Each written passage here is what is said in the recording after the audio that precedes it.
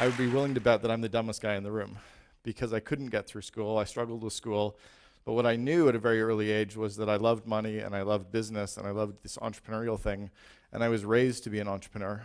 And what I've been really passionate about ever since, and I've never spoken about this ever until now. So this is the first time anyone's ever heard it, except my wife 3 days ago, because she said, "What are you talking about?" And I told her, is that I think we miss an opportunity to find these kids who have the entrepreneurial traits and to groom them or show them that being an entrepreneur is actually a cool thing. It's not something that is a bad thing and is vilified, which is what happens in a lot of society. Kids, when we grow up, have dreams and we have passions and we have visions, and somehow we get those things crushed and we get told that we need to study harder or be more focused or get a tutor. And my parents got me a tutor in French, and I still suck in French. 2 years ago, I was the highest rated lecturer at MIT's Entrepreneurial Master's Program, and it was a speaking event in front of groups of entrepreneurs from around the world. When I was in grade 2, I won a citywide speaking competition, but nobody had ever said, "Hey, this kid's a good speaker. He can't focus, but he loves walking around and getting people energized." No one had said, "Get him a coach in speaking." They said, "Get me a tutor in what I suck at." So as kids show these traits, and we need to start looking for them, I think we should be raising kids to be entrepreneurs instead of lawyers. And unfortunately, the school system is grooming this world to say, "Hey, let's be a lawyer, or let's be a doctor." And we're missing that opportunity because no one ever says, "Hey, be an entrepreneur." Entrepreneurs are people, because we have a lot of them in this room, who have these ideas and these passions or see these needs in the world, and we decide to stand up and do it. And we put everything on the line to make that stuff happen. And we have the ability to get those groups of people around us and want to kind of build that dream with us. And I think if we could get kids to embrace the idea at a young age of being entrepreneurial, we could change everything in the world that is a problem today. Every problem that's out there, somebody has the idea for, and as a young kid, nobody can say it can't happen because you're too dumb to realize that you couldn't figure it out. I think we have an obligation as parents and a society to start teaching our kids to fish instead of giving them the fish. The old parable, if you give a man a fish, you feed him for a day. If you teach a man a fish, you feed him for a lifetime. If we can teach our kids to become entrepreneurial, the ones that show those traits to be, like we teach the ones who have science gifts to go on in science, what about if we saw the ones who had entrepreneurial traits and taught them to be entrepreneurs? We could actually have all these kids sprouting businesses instead of waiting for government handouts.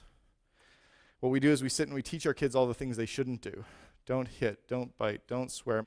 Right now, we teach our kids to go after really good jobs. You know, and the school system teaches them to go after things like being a doctor and being a lawyer and being an accountant and a dentist and a teacher and a pilot. And the media says that it's really cool if we could go out and be a model or a singer or a sports hero like Luongo Crosby. Our MBA programs do not teach kids to be entrepreneurs.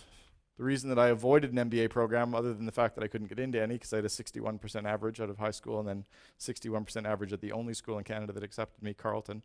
But our MBA programs don't teach kids to be entrepreneurs. They teach them to go work in corporations. So who's starting these companies? It's these random few people. Even in popular literature, the only book I've ever found, and this should be on all of your reading lists, the only book I've ever found that makes the entrepreneur into the hero is Atlas Shrugged. Everything else in the world tends to look at entrepreneurs and say that we're bad people. I look at even my family. Both my grandfathers were entrepreneurs. My dad was an entrepreneur. Both my brother and sister and I, all three of us own companies as well. And we all decided to start these things because it's really the only place we fit. We didn't fit in the normal work. We couldn't work for somebody else because we're too stubborn and we have all these other traits.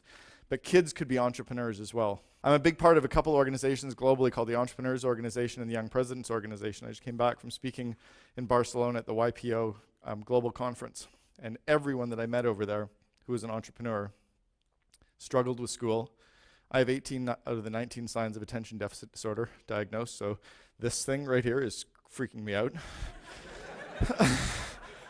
It's probably why I'm a little bit panicked right now, is other than all the caffeine that I've had and the sugar, but like this is like really creepy for an entrepreneur. Attention deficit disorder, bipolar disorder. Do you know that bipolar disorder is nicknamed the CEO disease? Ted Turner's got it, Steve Jobs has it. All three of the founders of Netscape had it. Like I go on and on. The kids, you can see these signs in kids, and what we're doing is we're giving them Ritalin and saying, don't be an entrepreneurial type, fit into this other system and try to become a student. Sorry, entrepreneurs aren't students. We fast track, we figure out the game. I stole essays, I cheated on exams, I hired kids to do my accounting assignments in university for 13 consecutive assignments. But like as an entrepreneur, you don't do accounting, you hire accountants. So I just figured that out earlier. At least I can admit I cheated in university. Most of you won't.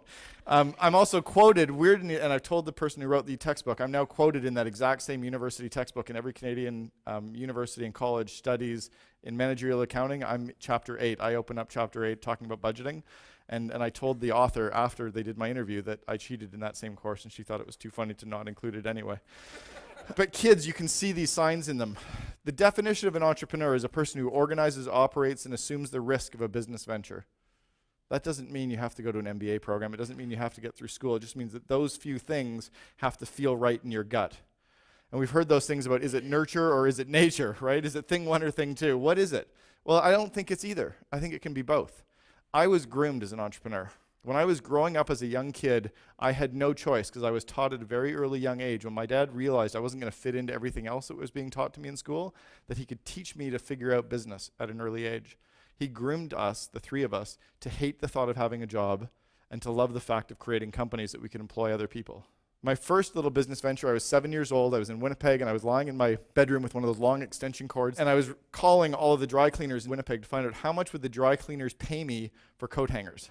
And my mom came into the room, and she said, where are you going to get the coat hangers to sell to the dry cleaners? And I said, let's go and look in the basement. And we went down to the basement, and I opened up this cupboard, and there was about 1,000 coat hangers that I'd collected, because when I told her I was going out to play with the kids, I was going door to door in the neighborhood to collect coat hangers to put in the basement to sell, because I saw her a few weeks before that, you could get paid. They used to pay you 2 cents per coat hanger. So I was just like, well, there's all kinds of coat hangers, and so I'll just go get them. And I knew she wouldn't want me to go get them, so I just did it anyway. But I learned that you could actually negotiate with people. This one person offered me 3 cents, and I got him up to 3.5. I even knew at a 7-year-old age that I could actually get a fractional percent of a cent, and people would pay that because it multiplied up. At 7 years old, I figured out I got 3.5 cents for 1,000 coat hangers. I sold license plate protectors door to door. My dad actually made me go find someone who would sell me these things at wholesale, and at 9 years old, I walked around in the city of Sudbury selling license plate protectors door to door to houses. And I remember this one customer who so vividly, because I also did some other stuff with these clients. I sold newspapers, and he wouldn't buy a newspaper from me ever, but I was convinced I was going to get him to buy a license plate protector. And he's like, well, we don't need one. And I said, but you've got 2 cars. Remember, I'm 9 years old. I'm like, but you have 2 cars and they don't have license plate protectors. And I said, I know. And I said, and this car here's got one license plate that's all crumpled up. And he said, yes, that's my wife's car. And I said, why don't we just test one on the front of your wife's car and see if it lasts longer? So I knew there were 2 cars with 2 license plates on each. If I couldn't sell all 4, I could at least get one. I learned that at a young age. I did comic book arbitrage. When I was about 10 years old, I sold comic books at our cottage on Georgian Bay, and I would go biking up to the end of the beach and buy all the comics from the poor kids, and then I would go back to the other end of the beach and sell them to the rich kids. But it was obvious to me, right? Buy low, sell high. You've got this demand over here that has money. Don't try to sell to the poor kids. They don't have cash. The rich people do. Go get some. So that's obvious, right? It's like a recession. So there's a recession. There's still $13 trillion circulating in the U.S. economy. Go get some of that. And I learned that at a young age. I also learned don't reveal your source, because I got beat up after about 4 weeks of doing this because one of the rich kids found out where I was buying my comics from, and he didn't like the fact he was paying a lot more. I was forced to get a paper route at 10 years old. I didn't really want a paper route, but at 10, my dad said, that's going to be your next business. So not only would he get me 1, but I had to get 2, and then he wanted me to hire someone to deliver half the papers, which I did, and then I realized that collecting tips was where you made all the money. So I would collect the tips and get payment. So I would go and collect for all the papers. He could just deliver them, because then I realized I could make the money. By this point, I was definitely not going to be an employee. My dad owned an automotive and industrial repair shop, and he had all these old automotive parts lying around, and they had this old brass and copper. And so I asked him what he did with it, and he said he just throws it out. And I said, but wouldn't somebody pay you for that? And he goes, maybe. Remember, at 10 years old, so 34 years ago, I saw opportunity in this stuff. I saw there was money in garbage, and I was actually collecting it from all the automotive shops in the area on my bicycle, and then my dad would drive me on Saturdays to a scrap metal recycler where I got paid. And I thought that was kind of cool. Strangely enough, like 30 years later, we're building 1-800-GOT-JUNK and making money off that too. I built these little pin cushions. I was 11 years old in Cubs, and we made these pin cushions for our moms for Mother's Day. And you made these pin cushions out of wooden clothespins. So we used to hang clothes on clotheslines outside. And you'd make these chairs, and then I had these little pillows that I would sew up, and you could stuff pins in them, and because people used to sew and they needed a pin cushion. So but what I realized was that you had to have options. So I actually spray painted a whole bunch of them brown. And then when I went to the door, it wasn't, do you want to buy one? It was like, which color would you like? Like, I'm 10 years old. You're not going to say no to me. And especially if you have two options, you have the brown one or the clear one. So I learned that lesson at a young age. I learned that manual labor really sucks. Right? Like, cutting lawns is brutal. But because I had to cut lawns all summer for all of our neighbors and get paid to do that, I realized that recurring revenue from one client is amazing.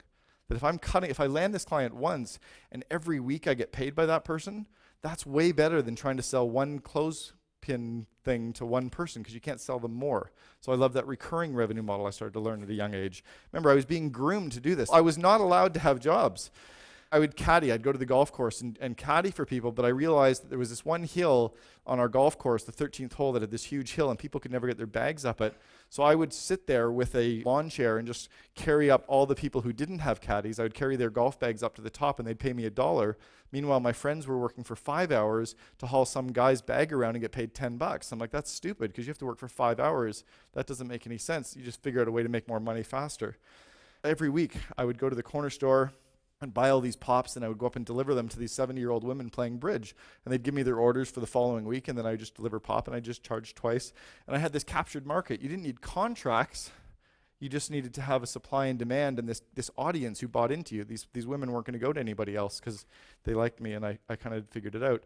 I went and got golf balls from golf courses, but everybody else was like looking in the bush and looking in the ditches for golf balls. I'm like, screw that. They're all in the pond, and nobody's going into the pond. So I would go into the ponds and crawl around and pick them up with my toes. You just pick them up with both feet, and you can't do it on stage. And and you get the golf balls, and then you just throw them in your bathing suit trunks, and when you're done, you got a couple hundred of them. But the problem is that people didn't all want all the golf balls, so I just packaged them. I'm like 12, right? I packaged them up 3 ways. I had the Pinnacles and DDHs and the really cool ones back then. Those sold for $2 each, and then I had all the good ones that didn't look crappy. They were 50 cents each, and then I'd sell 50 at a time of all the crappy ones, and they could use those for practice balls. And I sold sunglasses when I was in school to all the kids in high school. This is what really kind of gets everybody hating you, is because you're trying to extract money from all your friends all the time. But it paid the bills. So I sold lots and lots of sunglasses. And then when the school shut me down, the school actually called me into the office and told me I couldn't do it. So I went to the gas stations and I sold lots of them to the gas stations and had the gas stations sell them to their customers. And that was cool, because then I had retail outlets. And I think I was 14. And then I paid my entire way through first year university at Carleton by selling wineskins door to door. You know that you can hold a 40-ounce bottle of rum and 2 bottles of Coke in a wineskin? So what, right? Yeah, but you know what? You stuff that down your shorts. When you go into a football game, you can get booze in for free. Everybody bought them. Supply, demand, big opportunity. I also branded it, so I sold them for 5 times the normal cost. I had our university logo on it. You know, we teach our kids and we buy them games, but why don't we get them games if they're entrepreneurial kids that kind of nurture the traits that you need to be entrepreneurs? Why don't you teach them not to waste money? I remember being told to walk out into the middle of a street in Banff, Alberta, because I'd thrown a penny out in the street. And my dad said, go pick it up. He said, I worked too damn hard for my money. I'm not going to see you ever waste a penny. And I remember that lesson to this day. Allowances teach kids the wrong habits. Allowances by nature are teaching kids to think about a job. An entrepreneur doesn't expect a regular paycheck. Allowance is breeding kids at a young age to expect a regular paycheck. That's wrong for me if you want to raise entrepreneurs. What I do with my kids now, I've got 2, 9 and 7, is I teach them to walk around the house and the yard looking for stuff that needs to get done, come to me and tell me what it is, or I'll come to them and say, here's what I need done. And then you know what we do? We negotiate. They go around looking for what it is, but then we negotiate on what they're going to get paid. And then they don't have a regular check, but they have more opportunities to find more stuff, and they learn the skill of negotiating, and they learn the skill of finding opportunities as well. You breed that kind of stuff. Each of my kids has 2 piggy banks. 50% of all the money that they earn or get gifted, 50% goes in their house account, 50% goes in their toy account. Anything in their toy account they can spend on whatever they want. The 50% that goes in their house account every 6 months goes to the bank. They walk up with me. Every year, all the money in the bank goes to their broker. Both my 9 and 7-year-olds have a stockbroker already.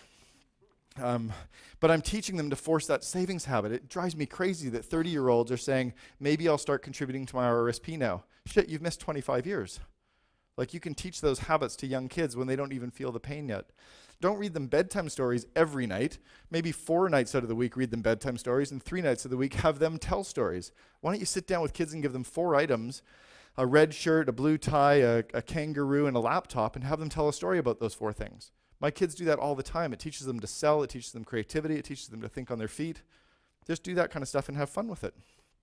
Get kids to stand up in front of groups and talk, even if it's just stand up in front of their friends and do plays and have speeches. Those are entrepreneurial traits that you want to be nurturing. Show the kids what bad customers or bad employees look like. Show them the grumpy employees. When you see grumpy customer service, point that out to them. Say, by the way, that guy's a crappy employee. And say, these ones are good ones. If you go into a restaurant and you have bad customer service, show them what bad customer service looks like. Right? We have all these lessons in front of us that we don't take those opportunities. We teach kids to go get a tutor. Imagine if you actually took all the kids' junk that's in the house right now, all the toys that they're outgrown 2 years ago, and said, why don't we start selling some of this on Craigslist and Kijiji? And they can actually sell it and learn how to find scammers when they get email offers come in. They can come into your account or a sub-account or whatever, but teach them how to fix the price, guess the price, pull up the logos or the photos, teach them how to do that kind of stuff and make money. And then the money they get, 50% goes in their house account, 50% goes in their toy account. My kids love this stuff. Some of the entrepreneurial traits that you got to nurture in kids: attainment, tenacity, leadership, introspection, interdependence, values. All these traits you can find in young kids and you can help nurture them. Look for that kind of stuff. There's 2 traits that I want you to also look out for that we don't kind of get out of their system. Don't medicate kids for attention deficit disorder unless it is really, really freaking bad. The same with the whole things on mania and stress and depression. Like, unless it is so clinically brutal, man. Bipolar disorder is nicknamed the CEO disease. When Steve Jurvitz and Jim Clark and Jim Barksdale have all got it, and they built Netscape, imagine if they were given Ritalin, we wouldn't have that stuff, right? Al Gore would have really had to have invented the internet. These skills are the skills that we should be teaching in the classroom as well as everything else. I'm not saying don't get kids to want to be lawyers, but how about getting entrepreneurship to be ranked right up there with the rest of them as well? Because there's huge opportunities in that. I want to close with a quick little video. It's a video that was done by one of the companies that I mentor, these guys, Grasshopper. It's about kids. It's about entrepreneurship. Hopefully this inspires you to take what you've heard from me and do something with it to change the world.